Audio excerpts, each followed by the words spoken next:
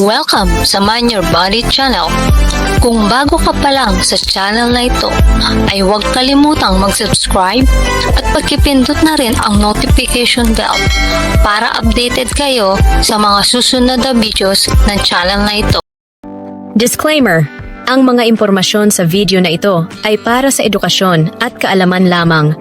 Ang mga payo o solusyon na ibinabahagi ay hindi kapalit ng propesyonal na medikal na konsultasyon.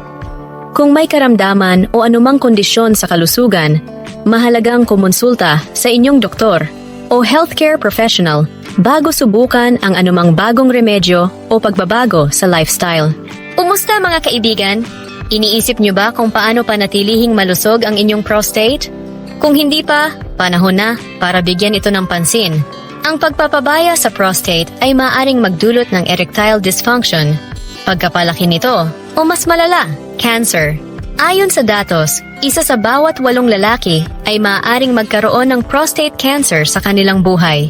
Kaya't mahalagang malaman natin ang mga bagay na dapat iwasan para mapanatili itong malusog. Sa video na ito, pag-uusapan natin ang 10 bagay na hindi mo dapat gawin para mapanatili ang kalusugan ng iyong prostate. Number 1. Huwag sanayin ang sarili na pigilin ang ihi. Nasa isang mahalagang meeting ka pero nananawagan ang iyong bladder, iniisip mong kaya mo itong tiisin. Mukhang okay lang pero sa totoo, masama ito.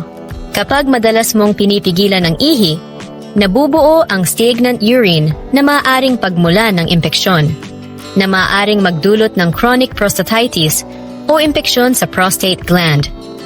Ang mga sintomas nito ay masakit na pag-ihi at discomfort sa pelvic area. Uminom ng sapat na tubig, 6 to 8 glass ng tubig kada araw. Regular na mag-CR tuwing 3 to 4 hours. Ayon sa rekomendasyon ng National Institute of Diabetes and Digestive and Kidney Diseases. Number 2. Huwag umupo sa malalamig na lugar ng direkta. Kapag ikaw ay naupo sa malamig na damo o upuan, maaring magkaroon ng vasoconstriction o pagbabara ng daloy ng dugo sa pelvic area.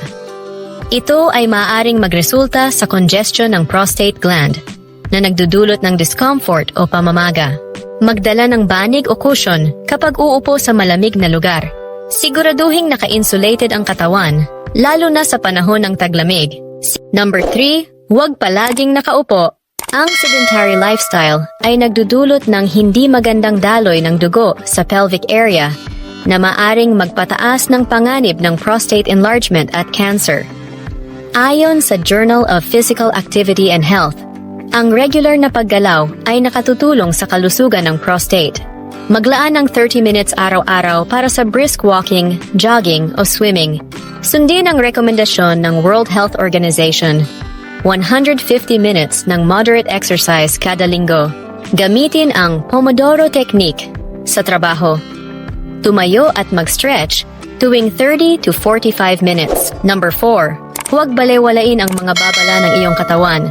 Mahina ba ang daloy ng iyong ihi? Madalas ka bang magising sa gabi para umihi?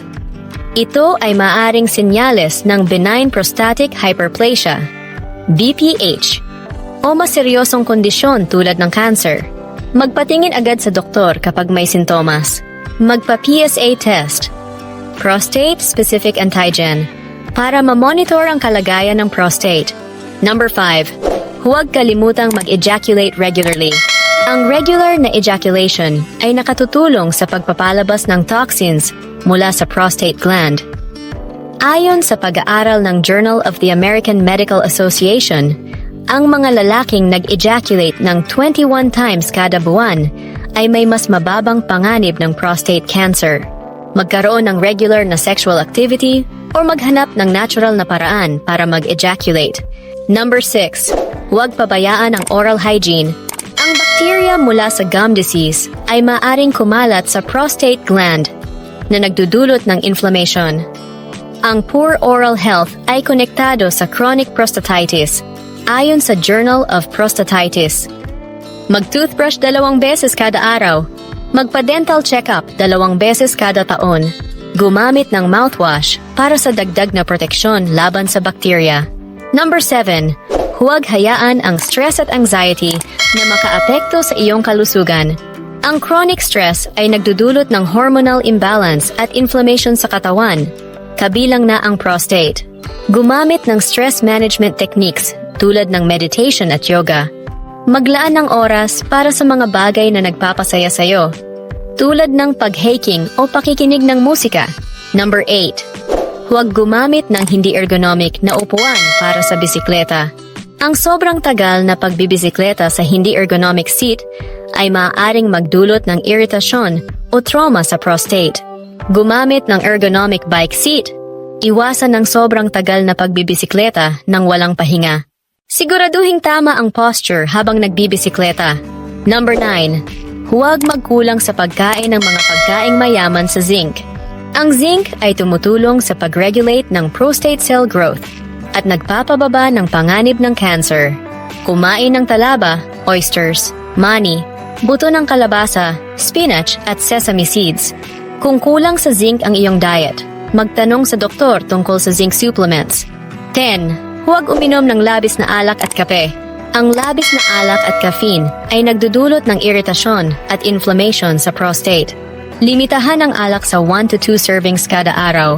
Pumili ng mga alternatibong inumin tulad ng herbal teas, gaya ng green tea at chamomile. Mga Ginoo, ang prostate ay mahalagang bahagi ng inyong kalusugan. Ang simpleng pag-iwas sa mga bagay na ito ay makatutulong sa pagpapababa ng panganib ng malubhang sakit. Tandaan, ang pagiging proactive sa kalusugan ay susi sa mahabang buhay.